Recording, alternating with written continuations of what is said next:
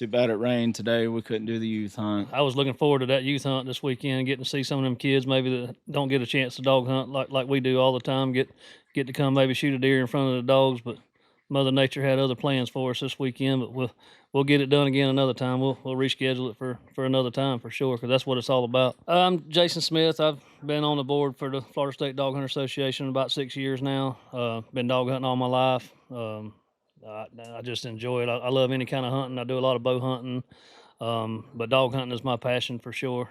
I loved it ever since I was a little baby. I still got memories of riding around in the car seat, and got pictures of riding around in the car seat with my dad hunting and all. It's something I'll never quit for sure.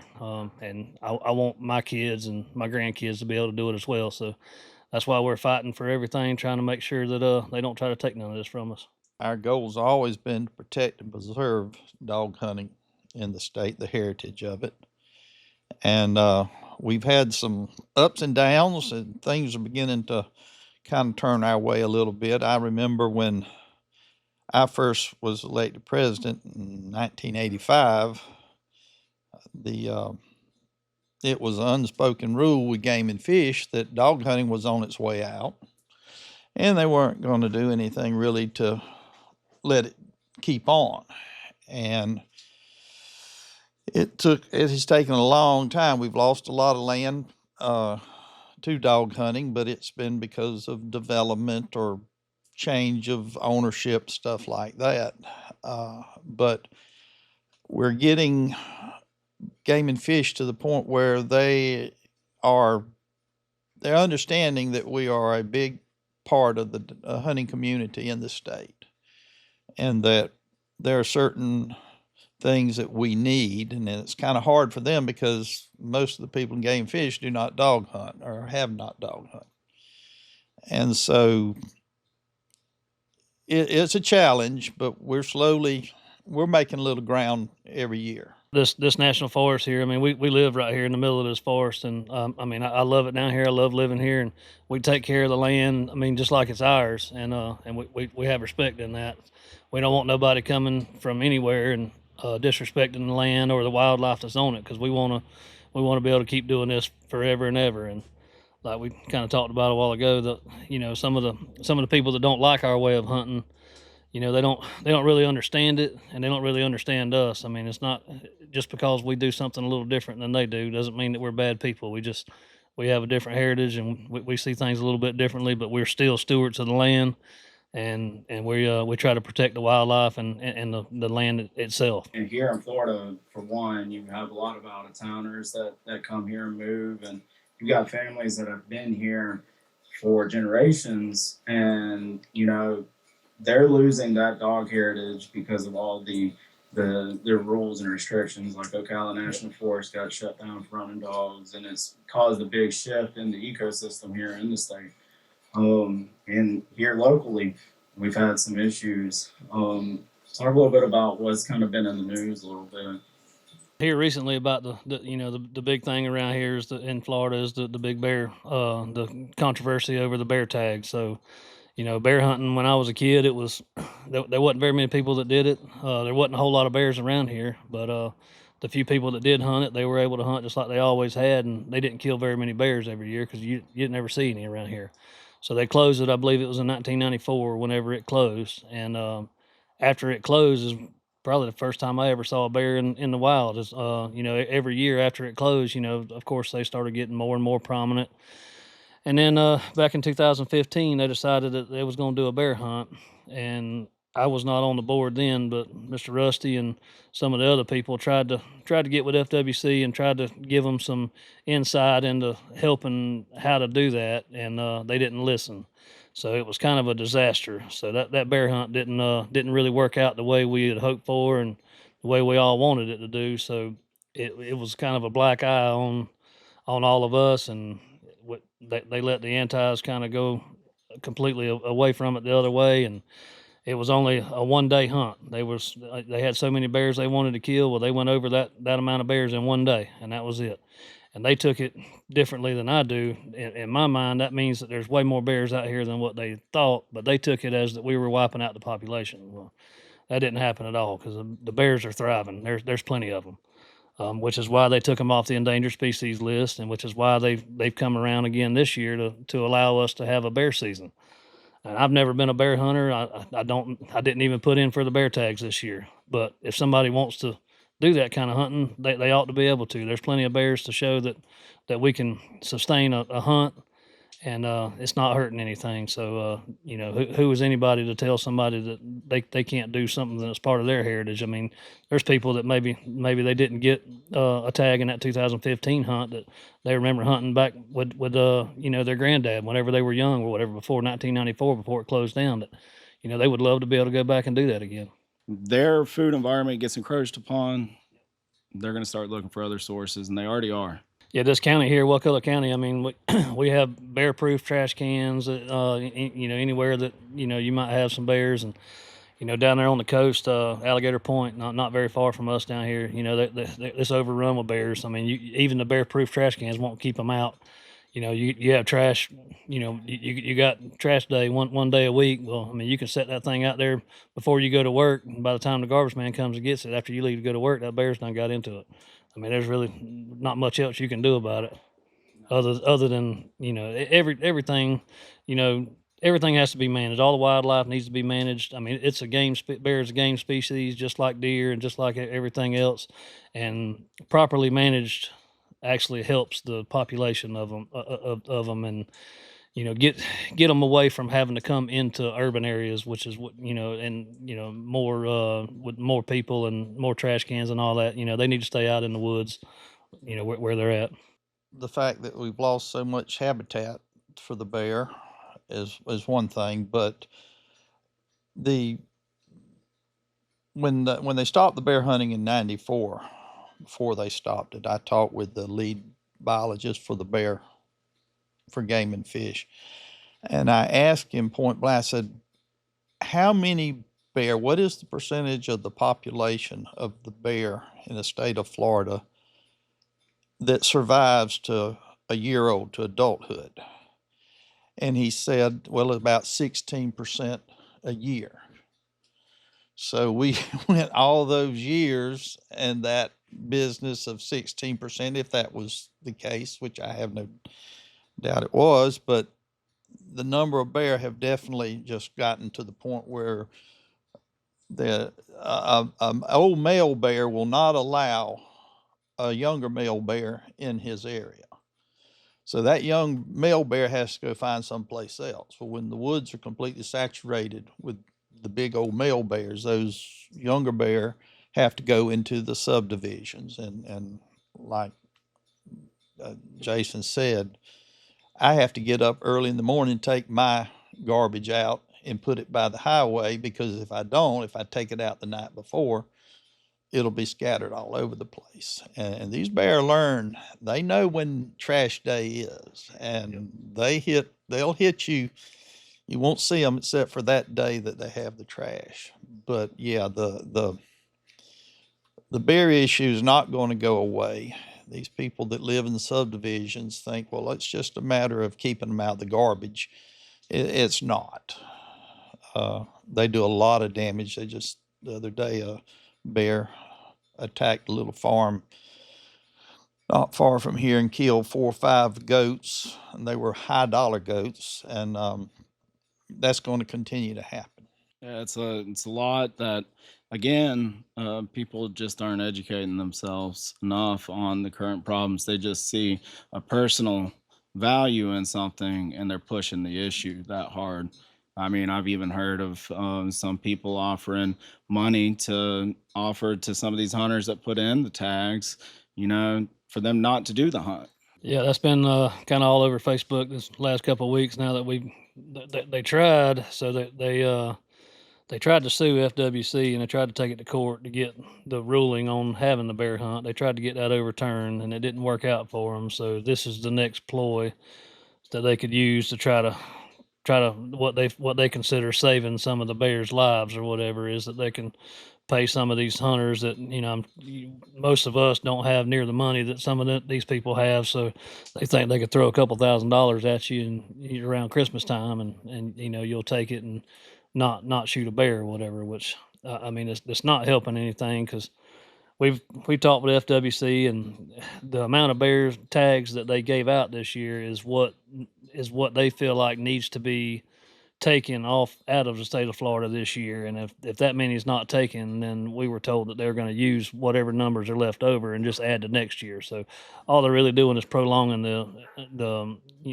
inevitability of it. So they feel like they're doing good, and I understand. We're not just killers and just want to kill stuff. I mean, we hunt for a purpose. We don't waste meat. I've never ate bear before because I've never harvested a bear before, but I would be absolutely willing to give it a try for sure. If I ever put in for a tag and shot it, I would not leave it laying in the woods. I mean, that's not who we are. They try to portray that sometimes to us, to hunters, but I mean, like I said before, the hunters are the biggest stewards of the land than anybody else. I mean, the anti-hunters, to me, that we see them all the time up there. This forest goes right up pretty close to Tallahassee. Well, you get up there closer to Tallahassee, all them roads over there, we've got several pictures of people going and dumping just loads and loads of tires and washing machines and all kind of garbage that they just can't get rid of, out of at their actual garbage can. They just go out in the forest and just dump it or whatever. Well, you don't see dog hunters do that. We take care of this land best we can, and we try to find who's doing that when we do see it going on, and we try to get them prosecuted for it because it doesn't look good. Been talk of there was somebody out in a neighboring town in Caribel. What was the story on that? So the guy got home from work, and he went to go feed his dogs, and he lives kind of right by the prison. There's a dirt road that goes behind his property, and his dog pens, I guess, are pretty close to that dirt road on the backside of his property. He pulled back there, and there was a car on that dirt road that he didn't recognize, and he didn't think nothing about it. He parked his truck, and he went down there to go feed his dogs, and every one of his dog pens were open, and all of his dogs were gone. None of them were in the pen. So we got searching around, and the latches that locked the gate were gone. And he got searching around, and in that car, like under the car, I guess, one of his dogs he found right there hanging out by that car whenever he went back up there. So he started searching, and he found, it took him a couple of days, I believe, but he found all of his dogs. Two of them, which of course is probably the best two dogs he had, which it always happens, had got out on the middle of the main highway and got run over by a semi truck. So he lost two of his best dogs the week before hunting season's opening up. He's fed them dogs all year long, been excited about hunting with them and all, and now they're gone.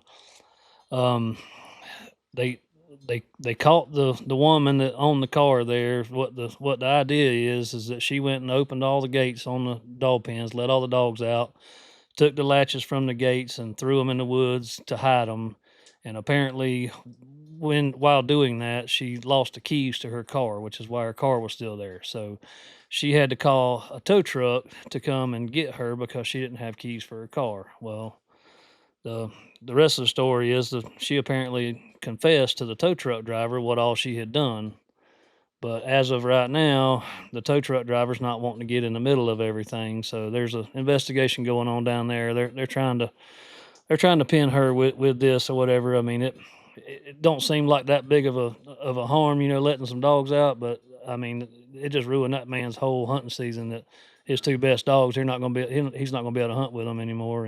And what kind of breeds are these dogs most likely? Most of them are walkers and beagles. I mean, depending on where he hunts. I don't know the guy personally. I don't know exactly what kind he runs, but most everybody runs some kind of walker mix. That's right. And what do they love to do? That's what these dogs are bred for. They get about 3 months of the year that they get to do exactly what they're bred for and what they love to do. I mean, and it's all day long. So, there's different breeds of dogs, and they're for different purposes. And you've never seen a dog hunter go up to somebody else's house in the middle of town and start letting their dogs out or whatever, because it's not the dog's fault.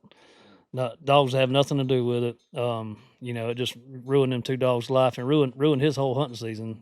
Just over her not liking what we do. And it's a misconception. She thinks that she's helping them out, but not only is she putting the dogs in trouble, she's taking away or potentially taking away their ability to run that season. And that's those dogs. You know it, I know it, we all do. We see those dogs and they are happy out there, and that's what we're out there to let the dogs run. And And the non-hunters or the non-dog hunters just don't understand the sound of those hounds echoing in the woods and what that means to each and every one of Yeah, us. that's what I live for every year for sure. And when you start out, most of the time you you go dog hunting with people, and you love listening to them run, and seeing the deer in front of the dogs and all. And then when you take it to that next level, and you get your own dogs, and you start training your dogs, and you start working with them, and you putting them on deer, it's just a whole nother feeling whenever you put your dogs on a deer and they do what they're supposed to do, and they jump that buck and they run that buck over somebody.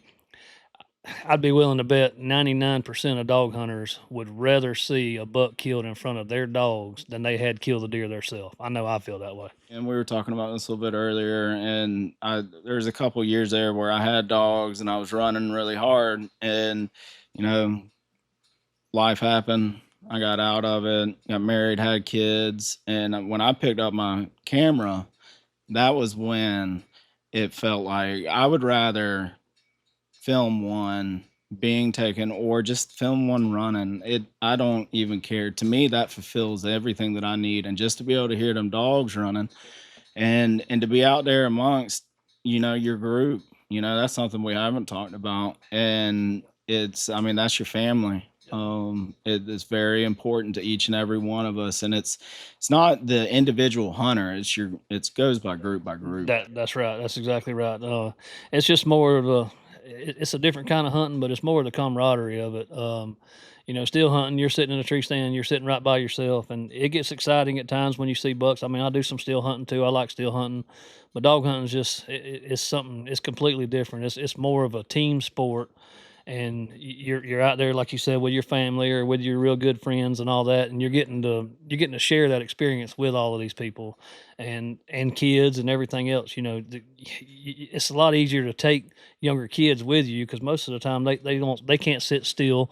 They don't want to sit in a tree stand. Some of them, it's hard for them to sit still very long, but you can take them out there dog hunting, and while nothing's going on, they can be playing in the mud or running around doing whatever they want to do. And then whenever everything's getting exciting, then all right, come on over here and get ready. It's time now. So, and you get to share that with everybody, and it's just a lot more of a lot more of a you get a lot more out of it. I feel like with you get to share it with other people. We touched about kind of, you know, a lot of my viewers, they really like to hear about the old times.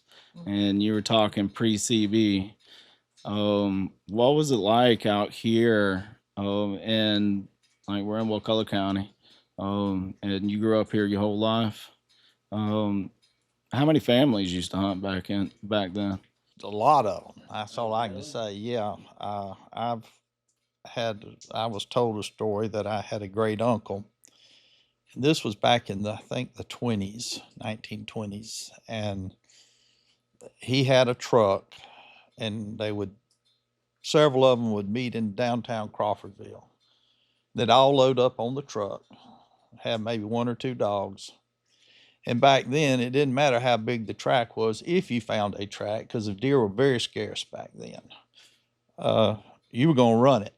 And so they would decide which way the best way would be to put the dogs out. And then everybody would get out and go walk to their stands and put the dog out, and hopefully you jump the deer.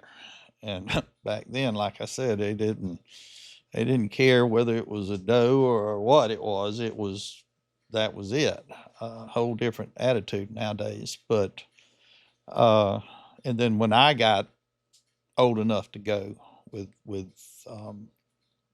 my family group, like I said, back then most people had one or two dogs, and some of them had CB, some of them didn't at the time, and some of them had 4-wheel drive, some of them didn't. But they would hunt around, and like early in the morning find tracks, and then they'd gang up before daylight, have a lighted fire usually because it was so cold, and they discuss which track they were going to run first, which we still do that to a certain extent. But anyhow, then they would go get on their stands and put the dog out, or dogs out, and that would be the race. Of course, you spent more time collecting dogs and getting dogs after, because we didn't have tracking collars and we didn't have that much electronics at all. So you might hunt for an hour for deer, and then you might hunt another 4 hours for your dogs. And those days, if you lost dogs and you couldn't get them up that night, you'd either throw your jacket out on the side of the road, or if you only had 1 or 2 dogs and they were both out, you'd take your dog box out and sit it on the side of the road. You didn't have to worry about anybody messing with it. And usually the next day the dogs would be around the jacket or the dog box, and you go about your business. But it was compared to what we're doing now, it was a lot harder hunting. You didn't have cameras and stuff, to find the deer, let you know about the deer. Back then, even though technically it wasn't illegal, but everybody thought it was illegal to shine deer. So it was, but I think we had a lot more bigger deer back then. Pressure wasn't near as bad. And this forest can only produce so many bucks a year and can only grow, bighorn bucks. There are definitely some big ones out there, but they are getting wiser and wiser every year. And now I'll say that, there's since Ocala National Forest was shut down, we saw an influx, at least in our area, of hunters coming to hunt. And I feel like it needs to be said to anybody listening, don't come here and think that you're going to find some open land to hunt, because it's taken. And, we respect the woods. We are about conservation. And me personally, I like to see, or I was glad to see that FWC step in and start looking at the bag limit, looking at the size limit. And what do you think that it's done for the population of the deer locally? I think it's definitely helped some for sure. I mean, it's still fairly early when it comes into that. I mean, I know there's a lot of people that haven't really got on board with that yet. But I hunt a little bit in some other states too. I mean, I go up to the Midwest hunting where they have bigger deer. You got a chance of killing something nice to put on the wall, and you get to seeing how some of the other states do it and why maybe they have so much bigger bucks. And that nobody really kind of wanted that whenever it happened or whatever, because it feel like it takes away from how many deer you can kill every year. But if we want to try to start growing some bigger deer and start managing the deer herd properly, that was a must, because everybody was just kind of had free reins on killing as many deer as they wanted to. And I do feel like it's helped out some for sure. Now that It it's still been, is early. it still is early. I mean, it's going in the right direction, I feel like. Another one of the things that we just did last year, we started, we're talking about the dog hunters and all. We were our group was a big proponent of the deer dog stamp. So everybody that's going to hunt with dogs in this forest, they needed, or anywhere in the state, they wanted to know how many people were dog hunting in this state. So we come up with that no cost deer dog permit, that if you're gonna run dogs for deer, that everybody's got to have it. It don't cost you anything, but it's just a way for FWC to manage how many people that we have.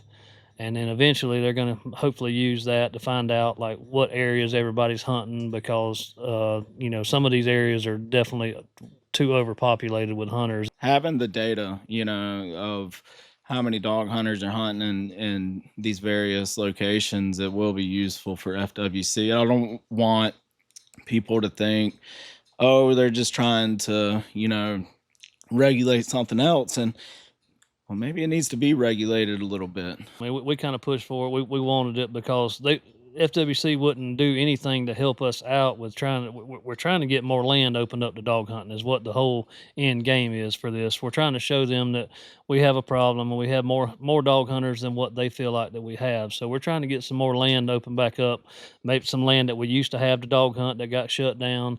So that's what we're trying to use this for, and that's what everybody needs to understand, that this is not a ploy from FWC trying to take something else from us. We're actually using this to trying to help us get more stuff back for dog hunting. So it's a good thing for us. Every other kind of hunting that we have in the state of Florida, like FWC can tell you how many people bow hunt every year. FWC can tell you how many people muzzleload hunt. They can tell you how many people saltwater fish. They can tell you how many people migratory bird hunt. That they never had a actual any data on how many people were dog hunting in the state every year. All they knew is they were deer hunting. Well, that could be still hunting or dog hunting. And their take on it was there was way more still hunters than there were dog hunters, is what they thought. Well, we're hoping that they can use this data with these dog permits, and we want everybody. If you even go dog hunting one time this year, buy or get that permit. It's free. All you got to do is go online and click on it and get it. We want to show them that there's more dog hunters than what they feel like there is, and hopefully we can use that in the future and try to get some land back for us. I'm glad that we're still able to sit down and talk. Is there anything in closing that you guys want to say? Maybe a message to the hunters or anything in that arena to get off your chest? Well, I want all dog hunters to understand that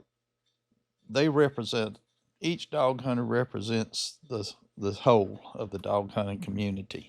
And when they do something wrong or right, they're showing that to the people who may or may not want us to continue dog hunting.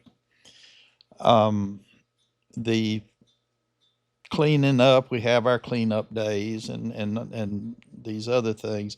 They need to be participated by as many dog hunters as possible, because in this day and age where everything's captured on a camera, just one guy doing something stupid can paint the whole group. And on top of that, you want to train your younger hunters in the right way things are done and should be done. And sometimes I think we forget some of the old traditional ways that were handed down year after year after year that promoted good relations. Used to, if I shot a deer ahead of your dogs, I would get, the old saying was, the hide the hair in half. Nowadays, people seem to want to fight over a deer, whether, well, my dogs were running it, you wouldn't kill it if it hadn't been for my dogs. That's not the way it's done. But we just need to make sure that we put a good show on for the public, the non-hunting public. And because we're being judged by those people. And those people will determine whether or not we have hunting in the years past, because hunters only represent about 2% of the population in the state of Florida. I reiterate that.